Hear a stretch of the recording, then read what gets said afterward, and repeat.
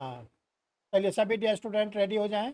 देखिए कॉन्स्टिट्यूशन में जो सबसे इम्पोर्टेंट क्वेश्चन है आप लोग के लिए इस समय, वो क्वेश्चन आप लोग से पूछा जाएगा वुमेन्स रिजर्वेशन, महिला आरक्षण से।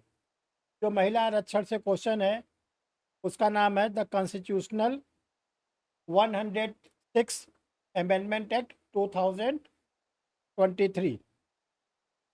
देखिए इसको प्रेसिडेंट ऑफ इंडिया ने 28 सितंबर 2023 को कंसेंट दिया है, और उनके कंसेंट मिलने के बाद ministry of law and justice, विधि एवं विधायी मंत्रालय ने इसको गजट के रूप में पब्लिश कर दिया, जो बेयर एक्ट के रूप में सामने आ गया है 28 सितंबर 2023 को। और ये कहा गया ये इन्फोर्स तब होगा जब 2021 वाली जनगणना के आंकड़े आ जाएंगे, और उसके बाद लोकसभा विधानसभा का परिसीमन कर दिया जाएगा, उसके बाद ये लागू होगा। कहने का मतलब ये है कि जो 2024 में लोकसभा का चुनाव होना है, अभी ये महिला आरक्षण वहाँ पे लागू नहीं होगा। देखिए जो वुमेन्स रिजर्वेशन से रिलेटेड 3 आर्टिकल्स को आप लोग के कॉन्स्टिट्यूशन में जोड़ा गया है। पहली है article 239 double A, article 239 double A 239 ए।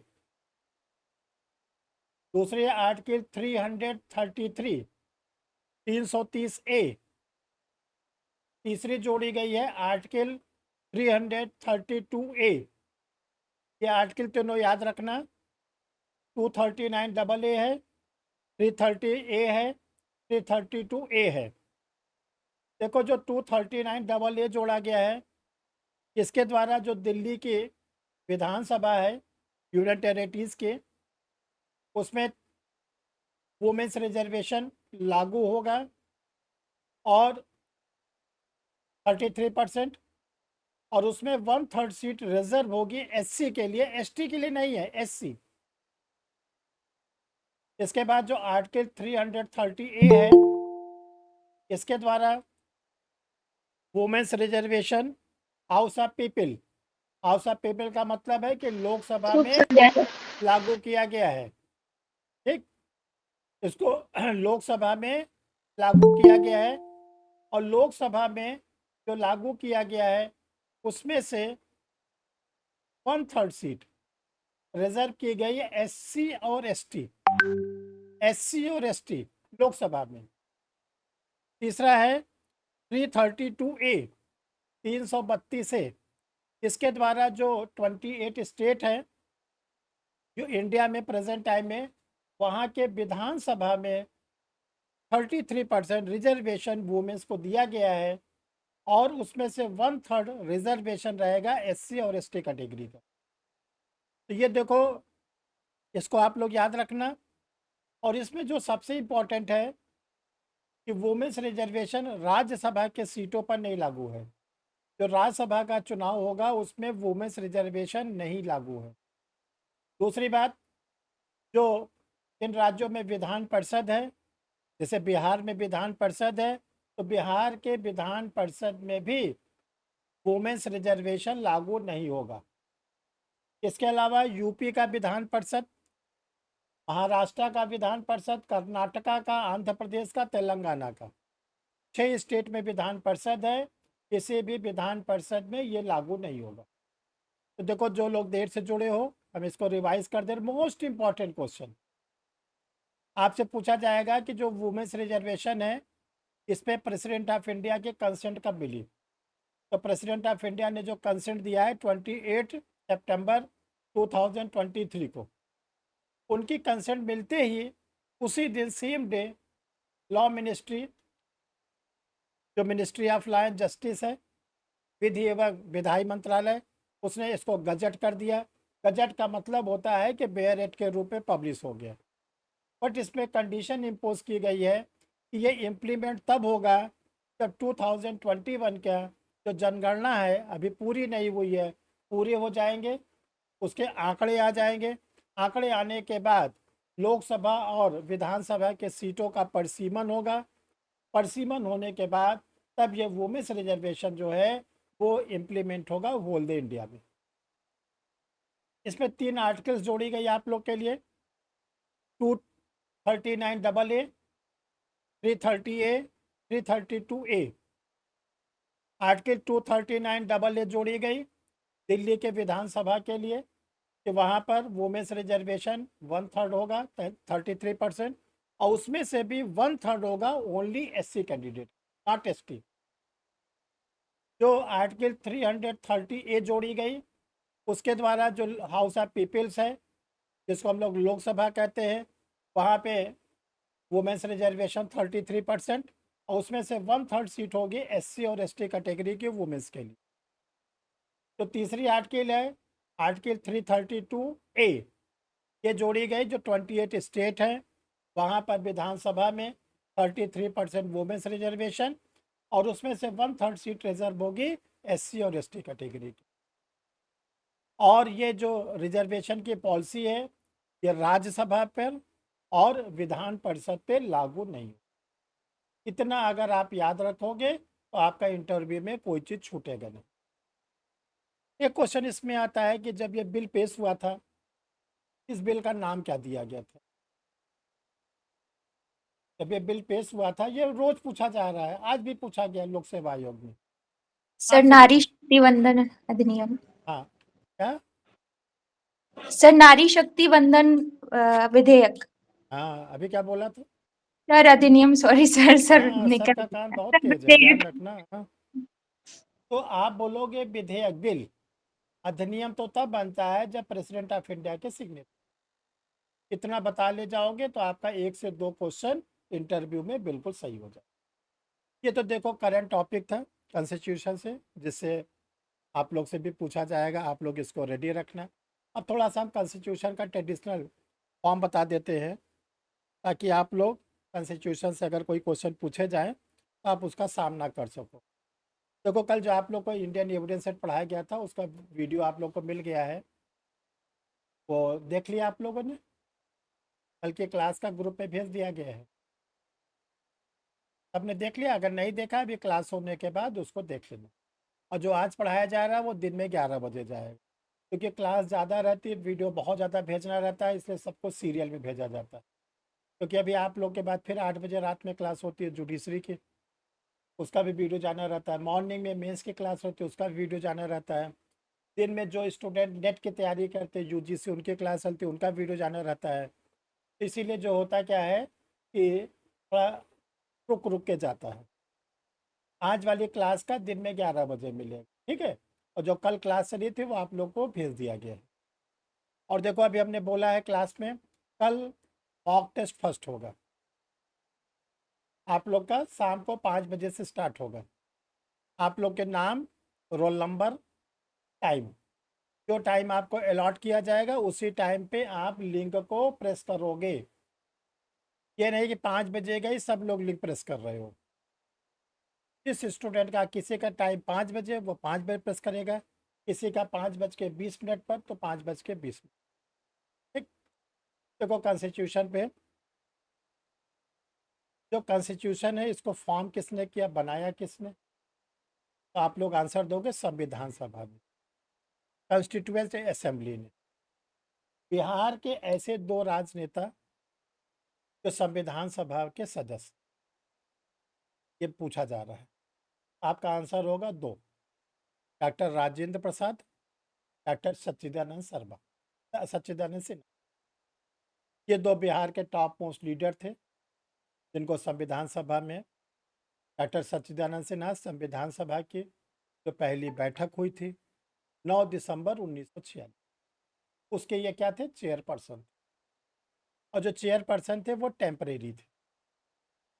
फिर संविधान सभा की दूसरी मीटिंग हुई 11 दिसंबर 11 को 1946 को, डॉक्टर राजेंद्र प्रसाद को कॉन्स्टिट्यूएंट असेंबली का परमानेंट बनाया गया प्रेसिडेंट।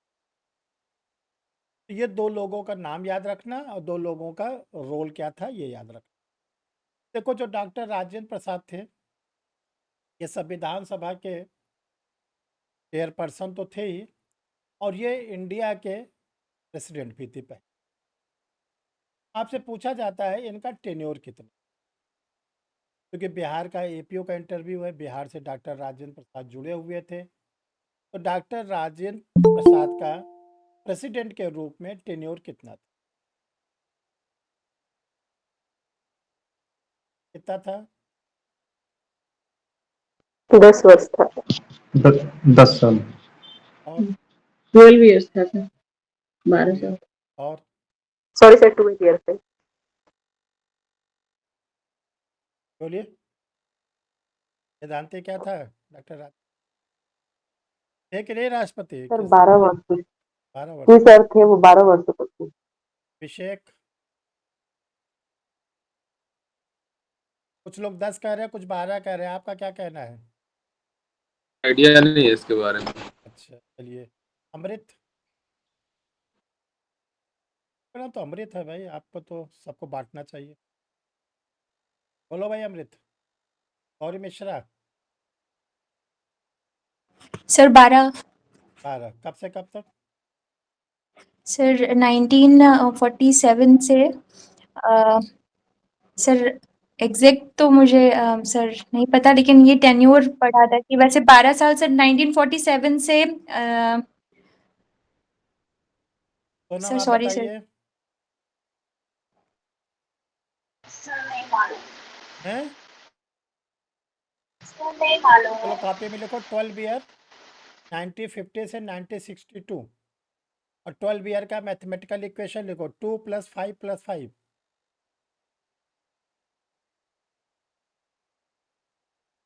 जो 2 साल थे वो नॉमिनेटेड थे, और इनको नॉमिनेट किया था कॉन्स्टिट्यूएंट असेंबली ने। कॉन्स्टिट्यूएंट असेंबली का उस समय नाम होता था इंटरिम पार्लियामेंट, अंतरिम संसद। 1950 से 1952 तक डॉक्टर राजेंद्र प्रसाद को कॉन्स्टिट्यूएंट असेंबली, ब्रैकेट में लिख लेना इंटरिम पार्लियामेंट, उसने इनको बनाया था प्रेसिडेंट। 1952 में पहली बार प्रेसिडेंट का इलेक्शन हुआ, ये इलेक्शन जीत कर आए। 1957 में सेकेंड टाइम प्रेसिडेंट का इलेक्शन हुआ, ये जीत कर। ठीक है, गौरी के 1947 वाले नहीं, मत याद करना, सही से याद करना। 1947 में गवर्नर जनरल थे माउंटबेटेन गए तो उनके स्थान पर आए चक्रवर्ती राजगोपालाचारी। गोपालाचार्य, अच्छी यस सर। चीज़ पढ़ो, सही चीज़ पढ़ो, गलत चीज़ मत पढ़ो। Sorry sir. गलत पढ़ोगे हर समय डरे डरे रहोगे, सही पढ़ोगे बिल्कुल डर नहीं लगेगा, चाहे जब पूछा जाए बताओगे। तो जैसे हमने बताया कि प्रेसिडेंट का टेन्योर 12 साल, और 12 का हमने क्लासिफिकेशन भी कर ऐसे आप देखो। जो कॉन्स्टिट्यूएंट असेंबली थी, इसने जो संविधान को बनाने में टाइम लगाया, कि आप लोग को सभी स्टूडेंट को लगभग मालूम रहता है, 2 ईयर्स 11 मंथ और 18 डेज, 2 वर्ष 11 माह। इंटरव्यू में आपसे पूछा जाता है ये टेन्योर कब से कब तक? ये 2 वर्ष 11 माह 18 दिन का जो समय है, ये कब से कब तक? तो आपका आंसर होगा 9 दिसंबर 1946 से 26 नवंबर 26 नवंबर 1949 तक। ये जो ड्यूरेशन था, इसको बोलते हैं 2 वर्ष 11 माह 18 दिन।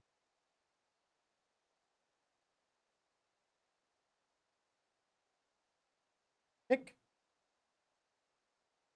ये याद रखिएगा। देखो, जो 26 नवंबर 1949 है, इसको हम लोग कहते हैं date of adoption of Indian constitution, Bharat के संविधान के ग्रहण की तिथि। और इसी के 2 महीने के बाद 26 जनवरी 1950 को हम लोगों ने कॉन्स्टिट्यूशन को लागू कर दिया। उसको क्या बोलते हैं? डेट ऑफ इन्फोर्समेंट, संविधान के लागू होने की तिथि, संविधान के प्रवर्तन होने की। और 26 नवंबर को हम लोग और किस नाम से जानते हैं? रिपब्लिक डे, संविधान दिवस। गणतंत्र दिवस। तो देखो, जो और 26 इंडिया है, नवंबर को संविधान दिवस सर। संविधान दिवस। देखो, जो इंडिया है, ये डेमोक्रेट कब हुआ? 15 अगस्त। लोकतांत्रिक प्रणाली कब बनी भारत में? 15 अगस्त 1947 को।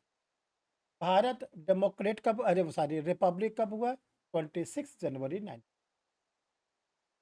डेमोक्रेट का मतलब होता है प्रधानमंत्री की नियुक्ति। Chief of the government. Republic का मतलब क्या होता है? चीफ ऑफ द नेशन, राष्ट्राध्यक्ष यानी प्रेसिडेंट। ये दो अलग अलग डेट है, इसको ठीक से बताइएगा, गलत ना हो। देखो कॉन्स्टिट्यूशन में आपसे जो पूछा जाएगा, जैसे आपसे ये क्वेश्चन पूछा जाएगा कि फंडामेंटल राइट जो है वो किस पार्ट में है, कॉन्स्टिट्यूशन के किस पार्ट में, तो आपका आंसर होगा पार्ट नंबर 3, भाग 3, भाग 3। फिर आपसे पूछा जाएगा कि फंडामेंटल राइट जब कॉन्स्टिट्यूशन बना था तो कितने थे, तो आपका आंसर होगा 7। प्रेजेंट टाइम में कितने फंडामेंटल राइट है? 6। ये 7 में से 6 कब हुआ, तो आपका आंसर होगा 44th कॉन्स्टिट्यूशनल अमेंडमेंट एक्ट 1978, 44वें संविधान संशोधन अधिनियम 1978 के, in the prime ministership mister Morarji Desai. जो फंडामेंटल राइट है, इसके ब्रीच होने पर हम लोग को क्या रेमेडीज है, क्या उपचार है, तो आप बताइएगा रिट ज्यूरिसडिक्शन, याचिका लाने का हम लोगों को अधिकार है, हम भारतीयों को। तो जो रिट होती है ये 5 प्रकार, और रिट लाने के लिए हम लोगों को जो राइट्स मिला है आर्टिकल 32 के साथ साथ कॉन्स्टिट्यूशन की आर्टिकल 226 में भी मिला है। दोनों में डिफरेंस क्या है? आर्टिकल 32 में हमारा रिट जो आएगी वो केवल फंडामेंटल राइट के ब्रीच होने पर आती है, और कहाँ पर आएगी? Honourable supreme. जो 226 में हम लोग रेट लाते हैं, 226 में रेट लाते हैं, तो हम लोग अपने स्टेट के हाई कोर्ट में लाते, अपने राज्य के हाई कोर्ट में लाते। उसका ग्राउंड क्या होता है? Breach of fundamental right and breach of legal right. अगर आपके लीगल राइट किसी प्राइवेट पर्सन ने तोड़े हैं तो क्या रिट ला सकते हैं? अगर आपके लीगल राइट किसी प्राइवेट पर्सन के द्वारा तोड़े गए हैं तो क्या आप 226 में रिट ला सकते हैं? नो। तब कहाँ जाएंगे? Section 9 CPC. तब आप जाएंगे section 9 CPC, civil suit line. अगर आपके लीगल राइट स्टेट के द्वारा तोड़े गए, गवर्नमेंट के द्वारा तोड़े गए, तब 226 में हाई कोर्ट में हम रिट ला सकते हैं। इतना अगर गहराई में बता ले जाओगे तो आपको अच्छे नंबर, ठीक है। देखो रिट आपसे पूछा जाएगा, रिट कितने प्रकार के होते हैं? 5। 5 के नाम क्या होते हैं? पहला हैबियस कार्पस, हैबियस कार्पस बंदी प्रत्यक्षीकरण। दूसरा है मैंडेमस, परमादेश। तीसरा प्रोहिबिजन, प्रतिषेध। फोर्थ सेटुरारी, उत्प्रेषण। और 5वां है को वारंटो, अधिकार प्रच्छन। ऐसे जैसे हमने आपको बोला है ऐसे आप बताओ, ठीक। तो आपके रिट से आपका जो क्वेश्चन होगा वो आप अपने को बता ले। देखो इसमें से जो हैबियस कार्पस होती है इसको हम लोग बोलते हैं फंक्शनल रिट, प्रक्रियात्मक याचिका। जब किसी व्यक्ति को कोई प्राइवेट पर्सन या कोई पुलिस पर्सन या कोई और व्यक्ति तो अपने कस्टडी में रखता है, तो वो क्या कर सकता है? वो तो कस्टडी में, उसके परिवार का कोई व्यक्ति, उसका रिलेटिव, उसका फ्रेंड, कोई भी क्या कर सकता है? हैबियस कार्पस के रिट ला। मैंडेमस क्या है? जब स्टेट के द्वारा आपके राइट टू इक्वलिटी ब्रीच होती है, समता के अधिकार का उल्लंघन होता है, तब हम लोग क्या करते हैं? मैंडेमस के, इसको बोलते हैं एडमिनिस्ट्रेटिव रिट। जो प्रोहिबिजन और सेटुरारी की रिट होती है उससे आप लोगों का कोई लेना देना नहीं, उसको बोलते हैं जुडिशियल रिट। ये जब हायर कोर्ट को लगेगा कि सबऑर्डिनेट कोर्ट अपने जुरिस्डिक्शंस को ब्रीच कर रहा है, जितना उसको क्षेत्राधिकार मिला उसका उल्लंघन कर रहा है, तब वो रिट जारी कर। सुप्रीम कोर्ट का लगेगा कि हाई कोर्ट कर रहा है तो हाई कोर्ट के अगेंस्ट जारी करेगा, हाई कोर्ट का लगेगा सबऑर्डिनेट कर रहा है, सबऑर्डिनेट कोर्ट के अगेंस्ट। को वारंटो, को वारंटो अगर कोई पर्सन पब्लिक पोस्ट पर बैठ गया है, बहुरूपिया डुप्लीकेसी कर रहा है, एक्चुअल पर्सन के जगह बहुरूपिया बैठ गया, डीएम के पोस्ट पर कोई बहुरूपिया बैठ गया, डिस्ट्रिक्ट जज के पोस्ट पर कोई बहुरूपिया बैठ गया, तो ये कहा जाता है कि उस पर्सन के अगेंस्ट आप रिट ला सकते हो। उससे कोर्ट ये पूछेगा किस प्राधिकार से आप इस पोस्ट पर बैठे हो, अपना अपॉइंटमेंट लेटर दिखाइए, अपनी ज्वाइनिंग लेटर दिखाइए, सब दिखाइए आप कैसे बैठे इस पर। ये 5 प्रकार के रिट। एक क्वेश्चन जो पूछा जाता है कि सुप्रीम कोर्ट में जब शुरू में सुप्रीम कोर्ट बना था तो उसमें कितने जजेस थे और आज सुप्रीम कोर्ट में कितने जजेस हैं। जब 1950 में सुप्रीम कोर्ट बना था तो उसमें कितने जजेस थे? सर 7 थे सर। 1+6 कि 1+7? सर शायद 1+6 ही था। और I कोई think बताएगा? 97 not इसमें कितने हैं? 33 34 34। 34 1+33। 1 कौन है? One chief justice of India. Pallavi क्या नाम है इनका? Justice DY Chandrachud. Justice DY Chandrachud. इससे पूछा ऑनरेबल जाता है। Justice DY Chandrachud. चलो आप लोग तो। बिहार के चीफ जस्टिस कौन है? Gauri Mishra. Sir honourable justice Sanjay Kaul, sir I think Sanjay Kaul. Think कौन करेगा? सर पे सर इंटरव्यू आ गया है। Sir Neha Rani sir chief justice of Patna high court. Neha Rani, Isha Rani. जी सर, विनोद चंद्रन है। विनोद चंद्रन आपके साथ पढ़ते थे? जी हैं? नहीं सर, ऑनरेबल नहीं सर, कब सीखोगे? सर पे इंटरव्यू आ गया है। ऑनरेबल अगर ऐसा बोलोगे तो नोट कर लो, आपको मिनिमाइज मार्क्स देंगे। अगर आपने कहा विनोद, ध्यान रखिएगा विनोद चंद्रन बोला नहीं कि आपको मिनिमाइज, जो सबसे कम हो सकता है 8 ही 10 नंबर दे आपको, क्योंकि आप जुडिशियल कैंडिडेट हो, आपको जज के नाम को लेने का तरीका नहीं आता। हिंदी वाले में आप बोल सकते हो न्यायमूर्ति, इंग्लिश में बोलोगे जस्टिस, और जहाँ आप विनोद सुरेश महेश बोले तो आपको सुरेश महेश दिनेश के पास भेज दिया जाए, एपीओ नहीं बनाएगा।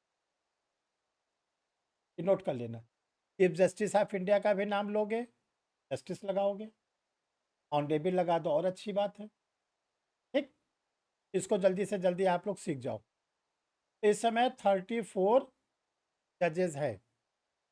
कहाँ पर? Supreme court. ठीक, ये याद रखना। चलिए, और सर पहले कब था जब बना था उसमें 7 ही था ना? 1+6। उस समय 7 थे, इसमें 34 है। ठीक, देखो इसी से रिलेटेड एक क्वेश्चन और है, अक्सर पूछा जाता है। कॉन्स्टिट्यूशन का जो शेड्यूल्स नंबर 8 है, 8, वो किससे रिलेटेड है? रोशन कुमार, अभी आप बताने की कोशिश कर रहे थे, बताइए रोशन कुमार। संविधान की 8वीं अनुसूची क्या है? Article 60 sir. 60 नहीं, आर्टिकल नहीं, शेड्यूल्स, अनुसूची 8। सर भाषा से संबंधित हमारे संविधान में भाषा से संबंधित है कितनी भाषा है? सर। 22। जब संविधान बना था उसमें 14 थी सर। वेदांती कितनी भाषा थी जब संविधान बना था? सब शायद 18 था। तो संविधान बना था सुरजीत सिंह, कॉन्स्टिट्यूशन कितना थे? सर ये मुझे भी नहीं पता है सर। पल्लवी, गौरी मिश्रा, नेहा रानी, अमित कुमार, कोई बताओ। 15 + 3 + 4 ऐसे लिख लो। 15 + 3 + 4 = 22।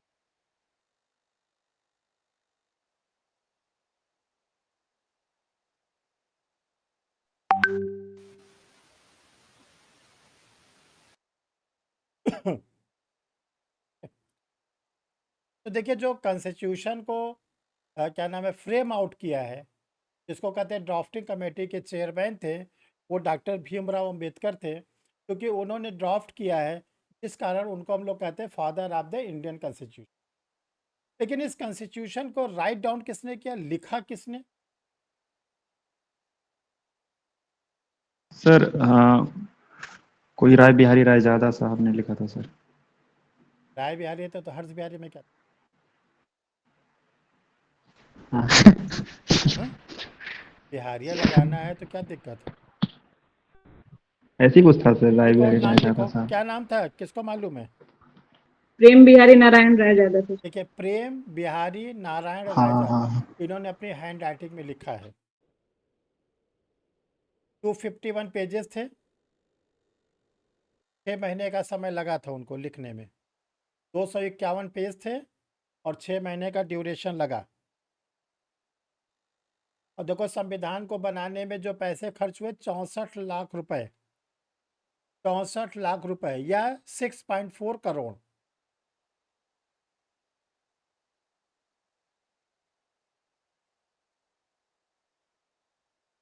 ठीक है, देखो आपसे पूछा जाएगा संविधान की प्रकृति क्या है, nature of the Indian constitution. तो आप इसको बड़े इजी वे में बताइएगा। ये mixture of federal and unitary, ये संघात्मक और एकात्मक का सम्मिश्रण।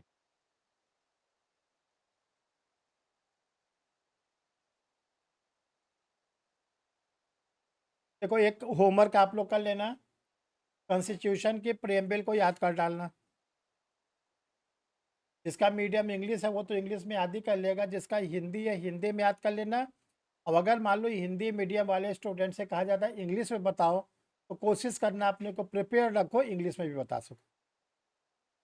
तो अगर आप प्रेम्बल को अच्छी तरह से बता लोगे तो आपको अच्छे नंबर मिलेंगे। और देखो, प्रेम्बल को 2-3 बार बोल बोल के अपने घर में किसी से कह देना, वो सुन लेंगे। या तो कोई ग्लास के सामने, शीशे के सामने खड़े हो जाना और बोल लेना, धीरे धीरे आराम से बोलना, हड़बड़ा के नहीं। हम भारत के लोग ऐसे धीरे धीरे, और इसको प्रैक्टिस कर लो बोर्ड के सामने और ध्यान रखें, जहाँ आप 3-4 लाइन बोलोगे आपको रोक दिया जाएगा। उनको पता चल गया कि आपको आ रहा है तो वो फिर आपसे नहीं बोलेंगे। ठीक, देखो नेक्स्ट, जो कॉन्स्टिट्यूशन के सोर्सेज हैं, कौन से प्रोविज़न कहाँ से लिए गए हैं, इसको आप लोग ज़रूर तैयार कर लेना।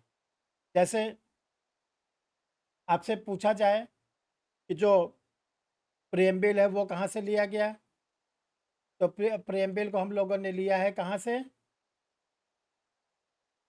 प्रस्तावना को कहाँ से लिया है, यूएसए से। और प्रस्तावना की लैंग्वेज को कहाँ से लिया गया, ऑस्ट्रेलिया से। तो ये जो है आप लोग इसको रेडी रख लेना कि फंडामेंटल ड्यूटीज़ कहाँ से ली गई, फंडामेंटल राइट कहाँ से लिया गया है, डीपीएसपी का डायरेक्टिव प्रिंसिपल कहाँ से लिया गया। इसे डायरेक्टिव प्रिंसिपल आपका लिया गया है आयरिश कॉन्स्टिट्यूशन, आयरलैंड से। तो ये ज़्यादा नहीं, 2-4 मेन याद कर लेना। जैसे वो आप लोग का इमरजेंसी प्रोविज़न है, ये कहाँ से लिया गया, जर्मनी से। जो संविधान में संशोधन किया जाता है, ये कहाँ से लिया गया है, साउथ अफ्रीका। ये छोटे छोटे जो हैं, ज़्यादा डीप में नहीं, इसको ज़रूर याद रख लेना ताकि अगर कुछ पूछा जाए तो आप बता सको। देखो, एक क्वेश्चन बहुत इंपॉर्टेंट बनता है फंडामेंटल ड्यूटीज़। जब हम लोग का कॉन्स्टिट्यूशन बना था तो कितने फंडामेंटल ड्यूटीज़ थे, कितने फंडामेंटल ड्यूटीज़ थे? सर एक भी नहीं।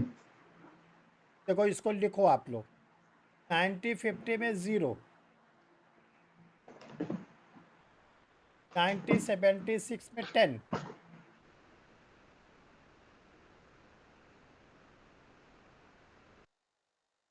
और नीचे नोट करके लिखो, स्वर्ण सिंह समिति की सिफारिश पर, स्वर्ण सिंह समिति की सिफारिश पर 42वें संविधान संशोधन के द्वारा, 42nd कॉन्स्टिट्यूशनल अमेंडमेंट के द्वारा फर्स्ट टाइम 10 फंडामेंटल ड्यूटीज़ को जोड़ा गया।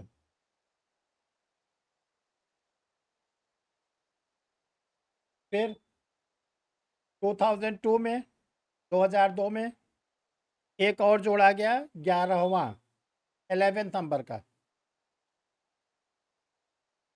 और उसका नाम है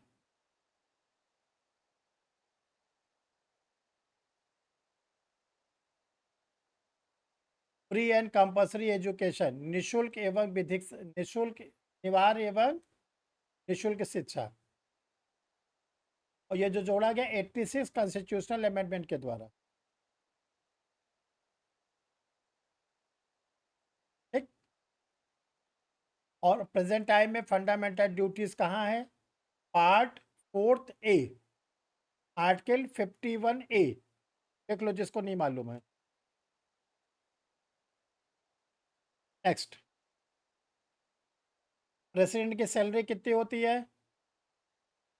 नए लोग बताए जिसका इंटरव्यू है, प्रेसिडेंट कितनी सैलरी पाते हैं?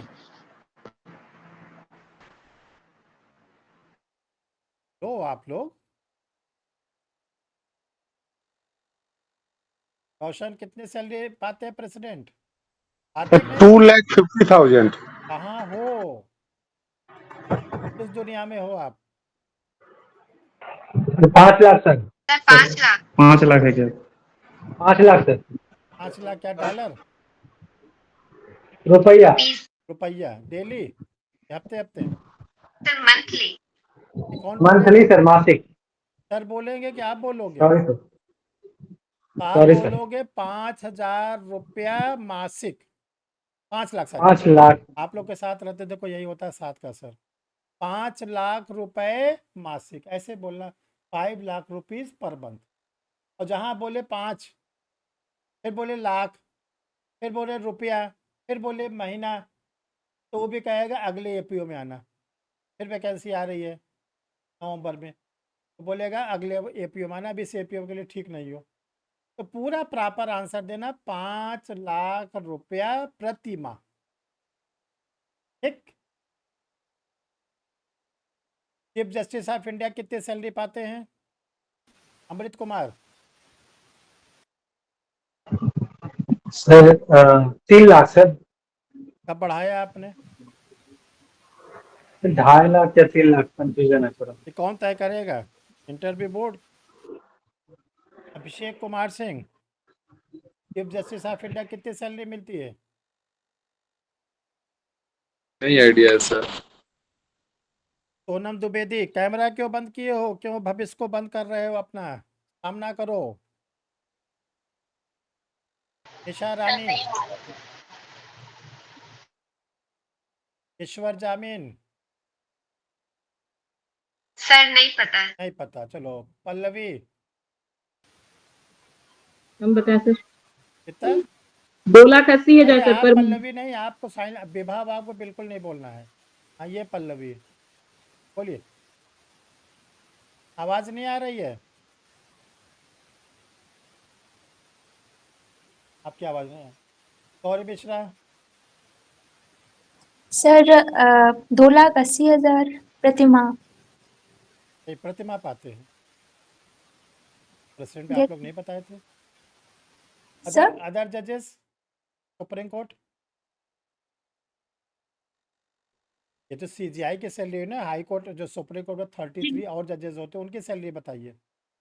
Sir 250, sir 2,50,000 rupees per month. रुपये पर मंथ चलो सर। आपसे पूछा जाए पटना हाई कोर्ट के चीफ जस्टिस की सैलरी, क्या बताओगे?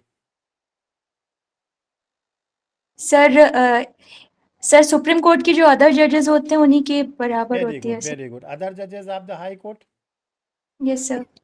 अदर जजेस ऑफ हाई कोर्ट, सर उनकी सर और सर 30,000 और कम कर दीजिए, 20-30,000।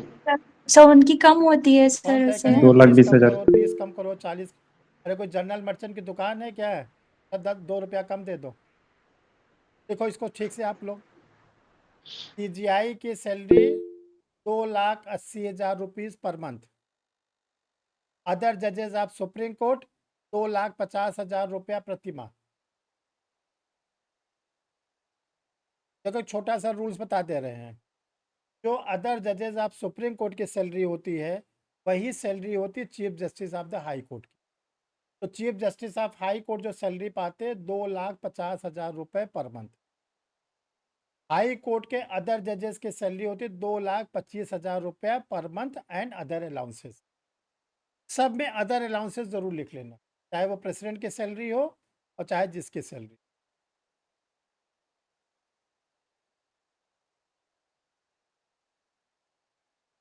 चलिए, वाइस प्रेसिडेंट का मेन काम क्या होता है? इंडिया के जो वाइस प्रेसिडेंट होते हैं, भारत के उपराष्ट्रपति, उनका मुख्य कार्य क्या होता है? राज्यसभा के सभापति होते हैं। राज्यसभा के सभापति होते। तो कितनी सैलरी पाते हैं वो?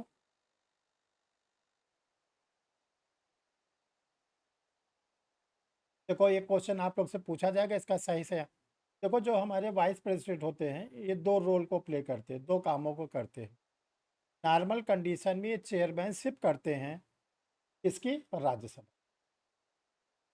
अब अगर प्रेसिडेंट ऑफ इंडिया की किसी कारण से पोस्ट खाली हो जाती है, हमारे प्रेसिडेंट की डेथ हो गई, हमारे प्रेसिडेंट लंबी बीमारी से परेशान हो गए, फॉरेन टूर पे चले गए या रिज़ाइन कर दी, तो 6 मंथ मैक्सिमम 6 महीने के लिए वाइस प्रेसिडेंट को acting chief justice, acting president of India.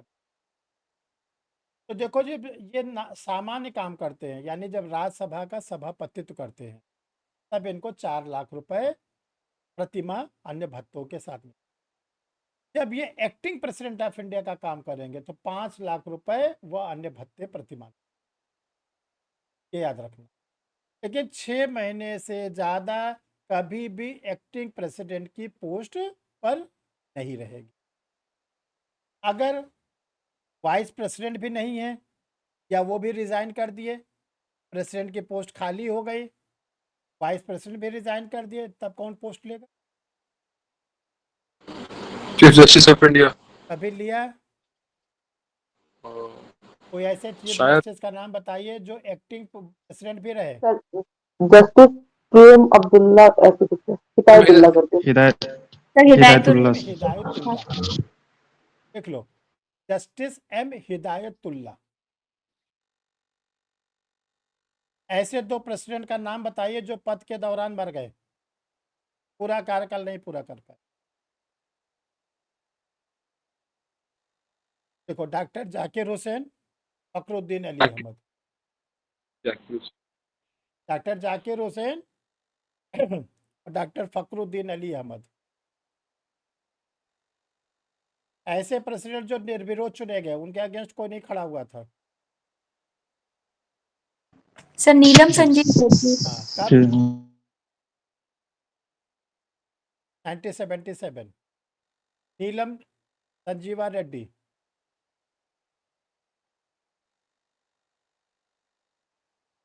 पहले अनुसूचित जाति समुदाय से आने वाले प्रेसिडेंट। सर के क्या डॉक्टर के आर नारायण। हाँ, के आर नारायण। दूसरी, प्रेसिडेंट रामनाथ रामनाथ कोविंद। पहली महिला प्रेसिडेंट। और प्रतिभा देवी सिंह पाटिल। द्रौपदी मुर्मू। दूसरी हाँ, महिला, प्रतिभा देवी सिंह पाटिल। दूसरी महिला। द्रौपदी मुर्मू, श्रीमती द्रौपदी मुर्मू। ये सब देखो, ये आपकी प्रेजेंस ऑफ माइंड को चेक करने के लिए ऐसे क्वेश्चंस आपसे पूछे। ये सब आप लोग को कल क्लास मिल जाएगी रिकॉर्डेड, और प्लस आप लोग होमवर्क करके जाइए ताकि वहाँ पर आसानी से आप प्रश्नों के उत्तर को दे सकें। ऐसे प्रेसिडेंट जो नॉन पॉलिटिकल थे, पहले प्रेसिडेंट जो non APJ. Political. Doctor sir APJ Abdul Kalam. No no no no, पहले। अच्छा, देख लो, सर्वपल्ली राधाकृष्णन, जिसको आप टीचर्स डे मनाते हो, ये नॉन पॉलिटिकल थे। डॉक्टर राजेंद्र प्रसाद पॉलिटिकल थे। ठीक।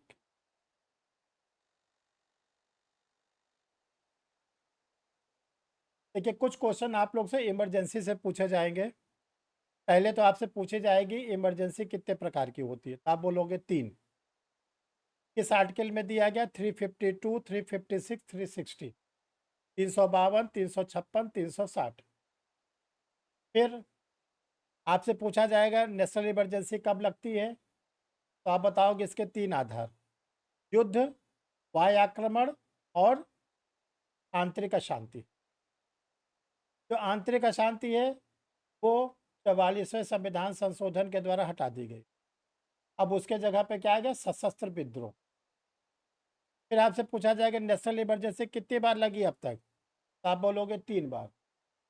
1962 में चाइना के आक्रमण के समय, फिर 1971 में जब बांग्लादेश का निर्माण हुआ, पाकिस्तान से युद्ध हो रहा था, और 1975 में जब आंतरिक अशांति के आधार पर लगी थी मीसा एक्ट। मीसा का ऐसे कौन से आर्टिकल्स हैं जो नेशनल इमरजेंसी में भी जिंदा रहते हैं, सस्पेंड नहीं किए जाते? आर्टिकल 2021। 2021। दूसरा होता है स्टेट इमरजेंसी, जो 356 में लगता है। जब स्टेट के जो चीफ होते हैं, कॉन्स्टिट्यूशनल चीफ यानी गवर्नर, प्रेसिडेंट को ये सूचना देते हैं कि हमारे स्टेट में लॉ एंड ऑर्डर ब्रीच कर गया है, संवैधानिक तंत्र विफल हो गया है, कानून व्यवस्था भंग हो गई है, तब प्रेसिडेंट ऑफ इंडिया क्या करते हैं? उस स्टेट के लिए स्टेट इमरजेंसी लगाते। ठीक। और तीसरा होता है फाइनेंस इमरजेंसी, वित्तीय आपात। ये 360 में है, अभी तक कभी भी किसी भी राज्य में, न तो भारत में। ये आप लोग याद रखना। और ये इमरजेंसी के प्रोविज़न लिए कहाँ से गए हैं? जर्मनी के कंसे। ठीक। फिर इसका देखो संविधान संशोधन है, जो कॉन्स्टिट्यूशनल अमेंडमेंट होते हैं। देखिए जो बिल होता है, एक तो हम लोग पढ़ते हैं आर्टिकल नंबर 107 में, जिसको हम लोग कहते हैं ऑर्डिनरी बिल, साधारण विधेयक। एक हम लोग पढ़ते हैं 110 में, जिसको हम लोग कहते हैं मनी बिल। तीसरा हम लोग पढ़ते हैं 112 में, जिसको कहते हैं वित्त बिल। लेकिन इन सब से हटकर एक होता है संविधान संशोधन विधेयक 368 में, जिसको हम लोगों ने दक्षिण अफ्रीका, साउथ अफ्रीका के कॉन्स्टिट्यूशन से लिया है।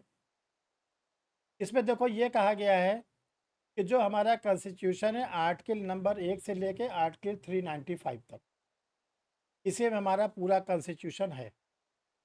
अगर हमको इस बीच में कोई भी अमेंडमेंट करना होगा, इस बीच में आर्टिकल नंबर 1 में, आर्टिकल 2 में, आर्टिकल 5 में, 10 में, 50 में, 395, किसी में भी, तो उस बिल का नाम क्या होगा? कॉन्स्टिट्यूशनल अमेंडमेंट बिल, संविधान संशोधन विधेयक।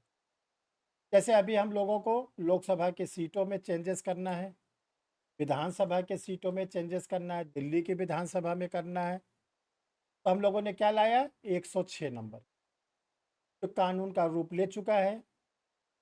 वुमेन्स रिजर्वेशन के बारे में,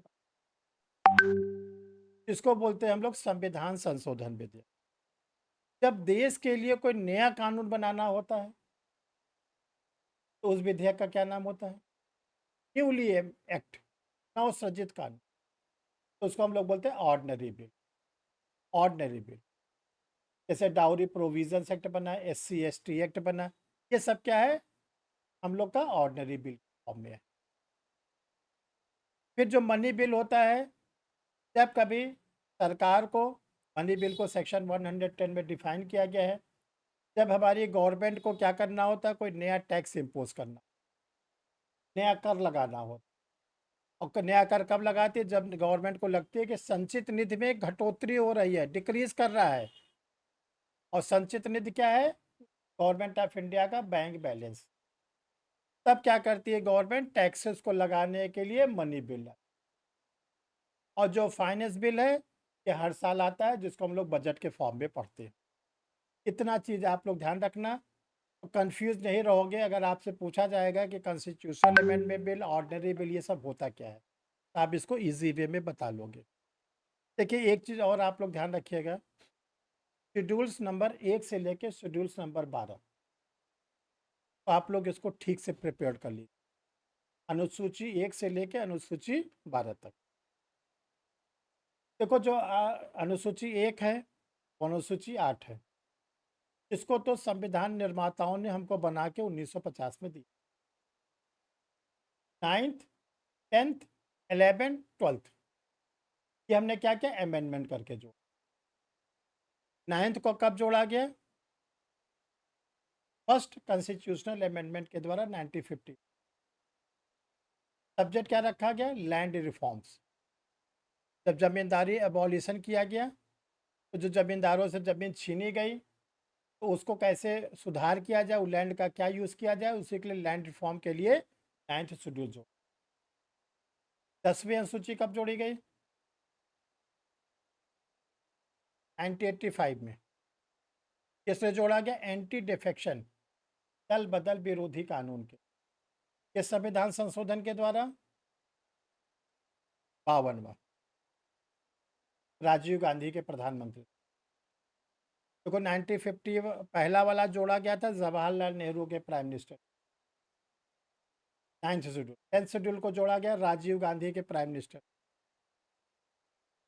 जो 11th और 12th है, 11th को हम लोगों ने जोड़ा 73rd कॉन्स्टिट्यूशनल अमेंडमेंट के द्वारा, जिसमें आप लोग के लिए पंचायती राज सिस्टम की व्यवस्था की गई। और इसके बाद जो 12वीं अनुसूची है वो जोड़ी गई 74th अमेंडमेंट के द्वारा, 74वें संविधान। इसके द्वारा लोकल बॉडीज़ के लिए व्यवस्था की गई है कि लोकल बॉडीज़ में कैसे इलेक्शंस वगैरह होंगे। ये दोनों जो हमारी शेड्यूल्स है ये जोड़ी गई थी पीबी नरसिंह राव के प्राइम मिनिस्टरशिप।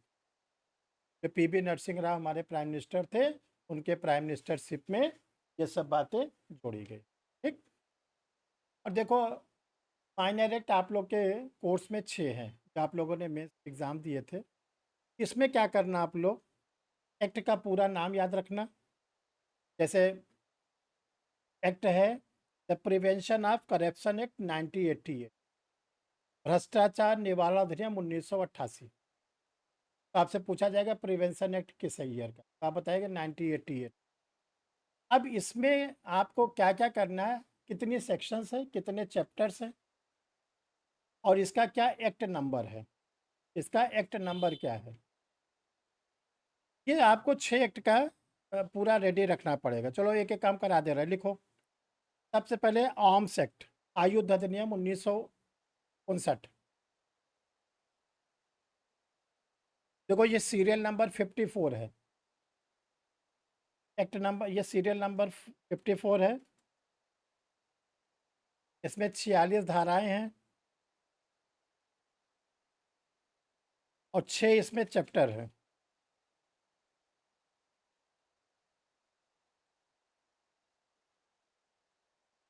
और ये 1 अक्टूबर 1962 से लागू किया गया।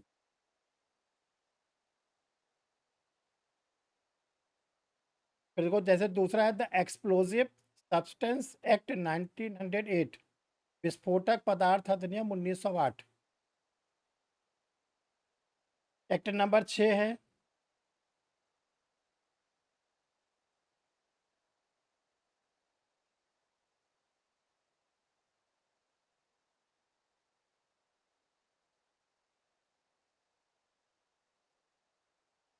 अब इसमें भी आपको क्या करना है, देखो जैसे हमने एक बनवाया है, आप इसमें सेक्शन नोट कर लेना, इसमें चैप्टर नोट कर लेना और डेट ऑफ इन्फोर्समेंट नोट कर लेना। इसी प्रकार जो और आपके एक्ट हैं उसके ये चीज़ें आप लोग इसको याद कर लेना।